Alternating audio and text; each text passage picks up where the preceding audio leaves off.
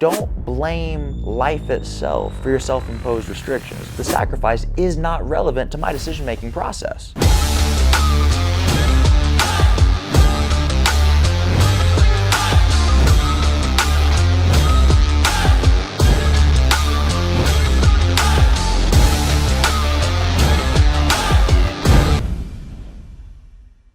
Welcome back, everybody, to another episode of Cabin Checks. I'm your host, Brandon Burns, and today I really want to expand your mindset. I want to expand the way that you think and hopefully make you look at your decisions in life just a little bit differently. Because the truth is, our outcomes in life, the experience that we have of life, is really just the sum total and the result of the decisions that we make. But so often we end up making decisions from a place of fear, a place of lack, rather than a place of abundance and a place of faith, right? And I think that prevents a lot of really good people from living the lives that they deserve. So I want to give you a quick example of that. A couple of weeks ago, I was in Las Vegas and it was hot. Now, when I say hot, I don't mean, it's 90 degrees and everybody's sweating and, the sun's it's so hot. No. This is not being dramatic. 115 degrees, day in, day out. Sun beating on us. I mean, it was miserable. I'd never experienced anything like that, by the way, because there was zero humidity, so I wasn't even sweating. It was just 115 degrees. It literally felt like stepping outside and walking into an oven. I'd never felt anything like that outside of maybe a sauna. I mean, it was disrespectfully hot in Las Vegas, and I was there for about a week. And I was with these group of people, and this group of people had a different type of mentality about how they spend their vacations than I do, right? When I go to a new place, I like to do things. So I want to go to places that I've never been. I want to see things that I've never seen, but I want to feel like I'm being active. I'm doing something, you know? And these people like to just walk around, look at stuff, take pictures. And it was driving me up a freaking wall, right? Because I get it, like, cool, it's the Las Vegas Strip, we're walking up and down, but can we do this at night when it's at least like 95, not 115, right? But anyway, I end up walking down the Strip with this group of people, and I was just dying at this point, and thankfully a few other people in that group were as well. And so somebody suggested, hey, why don't we dip into one of these casinos and we'll go kind of walk around in the air conditioning for a little bit. Praise God, please, let's go inside one of these casinos. We walk inside. On the left-hand side, there's the slot machines and all sorts of lights and things making noises. And on the right-hand side, there's a Starbucks. Anybody that knows me knows that I'm absolutely addicted to coffee, and I love Spuckies. No problem admitting that, right? I'm a huge Starbucks fan, so I say, you know what, y'all, you go do your thing, go walk around the casino floor, check it out, do what you need to do. I'm gonna come over here and go get me some coffee, right? A couple people came with me to go get some coffee as well. I wait in line for a little bit. It's packed out. I don't know why everybody else needed coffee at, that time of the day, but it seemed like a popular spot. I get in line, wait for 5 or 10 minutes, get to the front, I make my order. Now, I ordered my coffee, but I also ordered a bottled water, right? One, because I was dehydrated. It was an oven. I needed some water out there, but I ordered a bottled water for two reasons. Number one, Starbucks has that really nice, like, glacier bottled water. Something tastes really good. But number two, I can't stand the ice water that they give you in the iced coffee cup because it's got that hole in the top, and now you got to walk around holding it like this, or you got to be really careful. But if you hold it like that, right, then the lid might fall off, and now you're kind of anxious every time that you're walking. So that really means you got to hold it like this, but that means you got to hold it up, and then your arm gets tired. I just don't want to deal with it, right? And I know that the ice water is free and the bottled water is like $4 and it's overpriced, but whatever.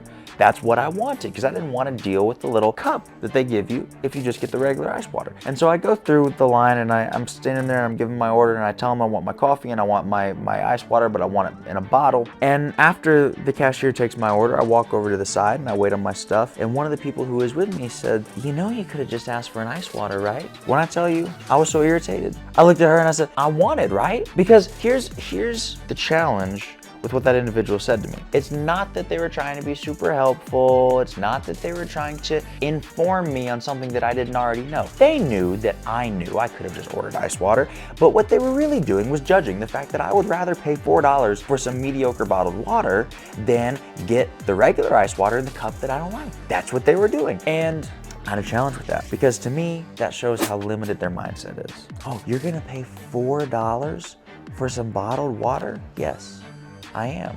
because I know what I want. And $4 is not a lot of money. You are making that decision based on what you think is important. What you think is important is the fact that you can avoid spending $4 whole. What I think is important is giving myself what I want. And the reason that your life looks the way that your life looks is because you don't respect yourself and love yourself enough to give yourself what you want. The reason my life looks the way that it looks is because I respect and love myself enough to give myself what I want. And if it costs $4, it costs $4. Not go figure out a way to make $4. And that, my friends, is the fundamental difference in mindset between people who are successful and people who are not. I'm nobody's guru. I'm not saying that you should just go be happy-go-lucky, always go give yourself what you want and don't work hard for it. That's not what I'm saying. What I am saying is that certain people live with constraints that are self-imposed, and the truly successful among us, they live without those constraints. Like it doesn't even make sense to me why you would want to constrain yourself. Why would you live an either or life when you could have a both and life? Why don't I get the bottled water and go make more money and not care about the fact that it costs a certain amount? And I'm using this as a little example, but it adds zeros. It'll make a difference, right? The bottle of water may as well be a private plane. Like it's the same mentality. It just scales as you progress in your career, in your business, and whatever it is that you want to do. And again, this isn't a money thing.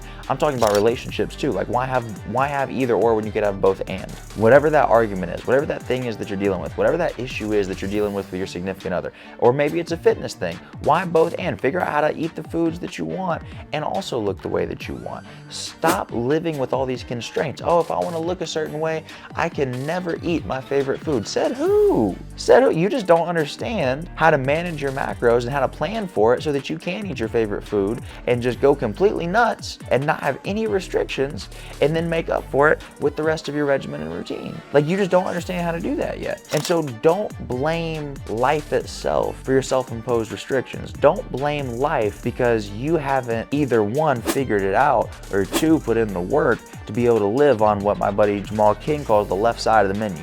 What the left side of the menu is when you go to a restaurant and you immediately go to the right side of the menu, you are choosing from a list that is constrained by your budget because you automatically go in to look at what everything costs. It's on the right side of the menu. What I'm saying is if you live on the left side of the menu, you just look at what you want and you just go get what you want. And then whatever it costs is irrelevant, right? Whatever it costs is irrelevant. In the gym, I want to look a certain way. Whatever that costs me is irrelevant. In my relationships, I want a certain standard. Whatever that cost is irrelevant. I will do as much sacrifice as it requires. I will do as much development as it requires. I will work on myself as much as it requires. The cost, the sacrifice is not relevant to my decision-making process. What I want is relevant. And so many of us just sell out what we want because we look at the price and we say, that's too high.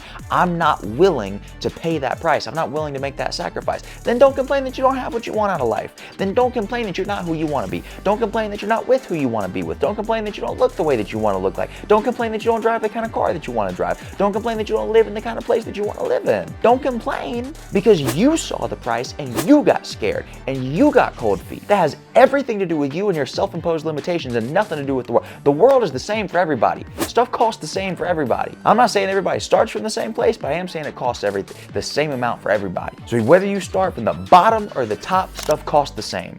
And you got to figure out if you're willing to pay that price. Because if you're not, that's okay. That's okay. But realize that's a decision that you're making. Realize that you're okay being inconvenienced by the stupid lid on the ice water cup at Starbucks. You're okay making that sacrifice. You make a sacrifice either way. You're okay making that sacrifice because you didn't want to make the sacrifice of the $4 or vice versa. You're okay getting what you want, but you also understand that that is going to cost you more than had you settled for mediocrity, than had you settled for average, than had you settled for what most individuals would tell you is the smart, logical choice, for what most individuals would have done, right? So I'm telling you today, if you get anything from this video, stop making decisions from a place of constraint and start making decisions from a place of faith in abundance. And you might be saying, well, I'm not in a financial position to do that, or I don't have time to do that, right? Again, let's go back to a fitness example. I want to look a certain way. I'm willing to pay the price. I don't have time to do it, right? I would challenge you that is still constrained thinking.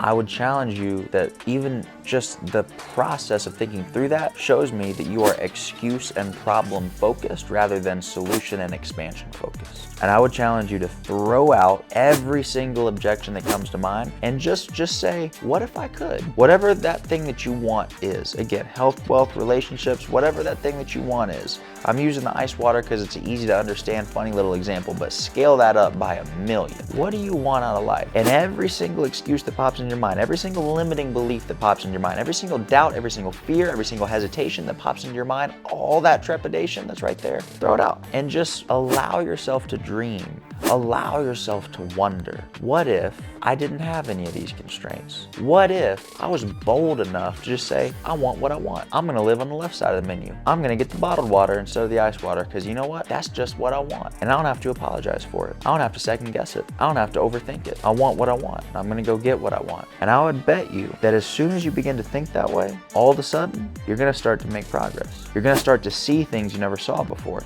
You're gonna start to imagine things you never imagined before. You're gonna start to see the blueprint and the steps, and that road in front of you is gonna be illuminated in a way that it never has been before, because you allowed yourself to gaze in that direction. When in the past, you had put up that brick wall of problems, excuses, fear, doubt, hesitation, and so on, and that was all that you saw. I challenge you to look past that. I challenge you to look down that road. I challenge you to see that future that you really want for yourself and not doubt it for a second. I'm telling you, if you do that, it's gonna change your life. As I've said before, I ain't nobody's guru. I ain't nobody's pastor. I'm just telling you about my life. I hope that you enjoyed this episode of Cabin Checks. It's about 10:40 p.m. in a random hotel in Michigan, and I hope that you enjoy that I'm doing this for you. It means the world that you watch this thing. Please, if this gave you value, share it with somebody else who can also extract value from this message. Please comment. I want to know your thoughts. I want to dialogue with you. Please like, subscribe, all the social media stuff. And again, please share this thing, because that is really what I'm doing this for. That's the heart work for me, is getting this stuff out to more people so that more people can live the lives that they were created for, and more people can be the versions of themselves that God had in mind when they created them. That's my mission, and I want you to help me out with it. I really appreciate you watching. My name is Brandon Burns, and I will see you on the next episode of Cabin Checks. Peace.